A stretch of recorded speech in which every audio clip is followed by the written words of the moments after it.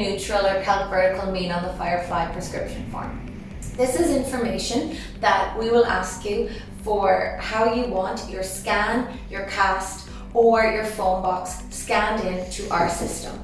We use it as a reference point so that the posting that you have asked for on your prescription form is added from the exact same start point. If you would like your cast to stay how you've cast it and how it sits on a hard surface, you will ask for neutral. It means that we don't touch it at all. We scan it in the way it arrives. If you would like us to correct your cast to Calc Vertical, we will do that for you as well and ensure that any posting or anything that you've added to the device starts from that point as well.